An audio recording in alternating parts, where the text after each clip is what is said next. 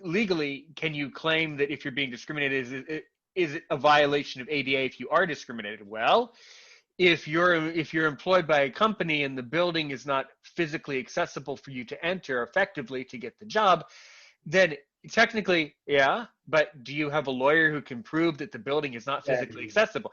So you get in the States, one of the interesting things about our legal system, and one of the things that's very, very frustrating is we don't care what your opinions in a courtroom. We don't care about your opinions. We care about what you can prove happened or didn't happen. And if Yeah, it can't be proven or unproven, then no offense, but take it somewhere else. It's not. It's of anything else you say that can or can't be proven. It's of no value. It's of no. It's not one of the ingredients in the story, basically. So it's very frustrating. Can I pick Of up on course, what you just made there? of Because course. interestingly, we've got under the DDA was brought into the Equality Act, and that covers all the different kind of minority groups, that would be covered by the Equality Act. But we do have the perception of being discriminated against under that act. So even if I perceive I've been discriminated against, I can still challenge that, if that makes sense. Yeah, you Because I think you're probably. saying you can't under the ADA, but under the Well, Equality Act here. okay, well maybe that's the difference.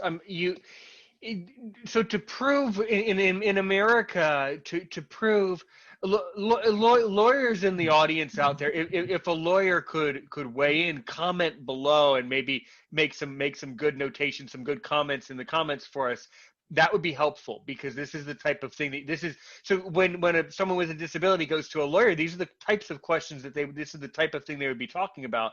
Yeah, The lawyer would have like 6 different things.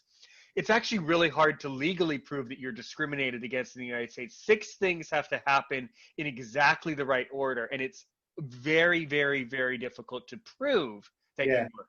So no, in America, you can't just say, well, Your Honor, if you're talking to a judge, well, Your Honor, in my opinion, I was discriminated against. Well, get lost. Your opinion doesn't fit and doesn't align with the legal code, and the country is based on legal code. So it's like, no, can't be helped sometimes. Yeah.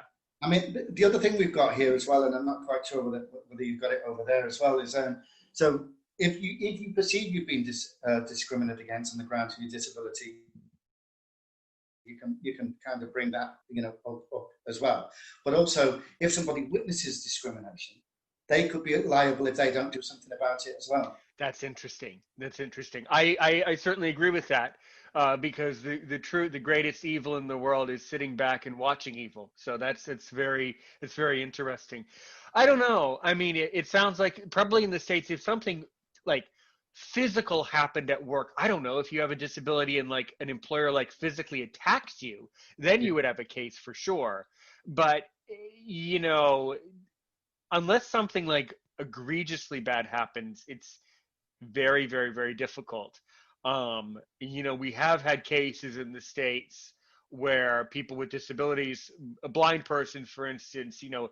or Mrs. Smith was fired by her employer because the employer said something along the lines of she wasn't able to access the website or the software to do her job. Well, she didn't like that, so she was able to get a lawyer to defend her. And I think in that case, Miss Smith or Miss, whoever the person was, I think the person won. Actually, I remember it now. They did win the case, and they were able to prove that they were discriminated against. So what I'm saying is, there are cases of discrimination where a judge can say, yeah, you're right, you were discriminated against. But I'm saying there's a lot of legal things that have to be just exactly right to have it set up the right way. Yeah. To pick up an earlier point you said as well, I do get a lot of clients who in the end get so frustrated with the process and what they're going through and everything that they give up. I think you said that earlier on, that that can be the case. And I think that's true. And also there's a fear factor, is how, so if you win the case against your employer, are you really want to go back to an employer that's treated you in that way in the And first you know what? And right there, I gotta jump on that point. I have faced discrimination in my life by some several, a couple. It was a couple, three or four really big ones, but one of the biggest ones, and I learned from it. And here's the life lesson I learned. One time I was discriminated against by some sort of an organization, and in my opinion, they didn't want to hire people with disabilities or something. And what I came to understand was, well, you know what? If they're going to discriminate against me, then guess what? Good. I don't want to work for them then. That's time. not an employer that I want to work for then. If you're going to act up like that, That's right. you don't need my attention. So I think a lot of people with disabilities are starting to figure out that, well, it's probably not worth the time and you probably don't want to work for that person anyway. That's So right. then you have a lot of cases that maybe should be heard by a judge that are never heard because people just say, all right, well, fine, you're gonna misbehave. I'm taking my business elsewhere. That happens constantly. Yeah. And the other thing is, they can win compensation, but that doesn't necessarily address the issue. So No. there's a catch-22 there. Yeah, no, the issue compensation, that's harder. That's a different issue. Sometimes people can earn that, but that's but then of course then if if you're receiving compensation out of a legal case, then you aren't probably going to be popular again in that company. So then all of a sudden, well, they aren't going to like you anymore. So you might as well, in other words, you might as well just take your business. So it makes in a professional development sense, it makes sense to just take your business elsewhere and not even have the.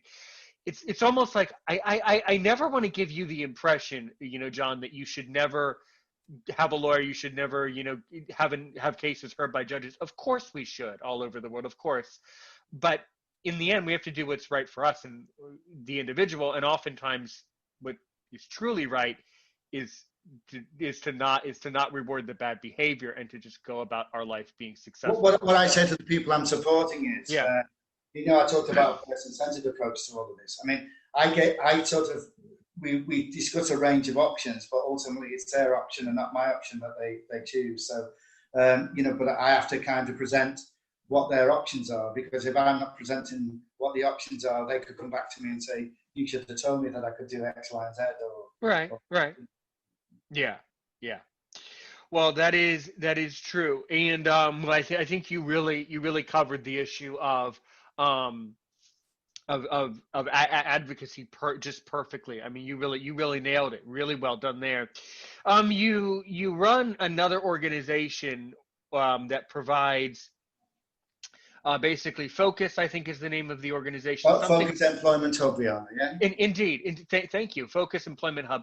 And that seems to provide a wide range of services and different projects. Can you talk about some of the most interesting work that organization does? Yeah, I mean, I think what I've basically done is I followed on, from some of the work that we've done before. So for example, again, we've helped people get into. I mean, we've recently helped with a visually impaired person start to set up as self-employed. We've supported, getting people into employment. We've helped with. We've got quite a difficult benefit system to navigate at the moment. So we've helped people with housing issues.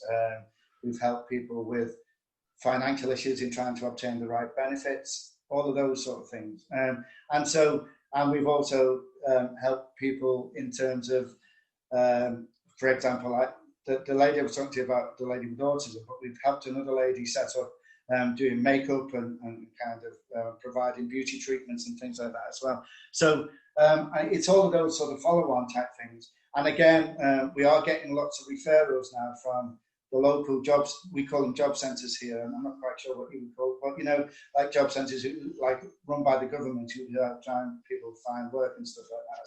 So social worker, right. Yeah. Oftentimes in the States, those types of social agencies, in my opinion, do not provide, may not always provide adequate things.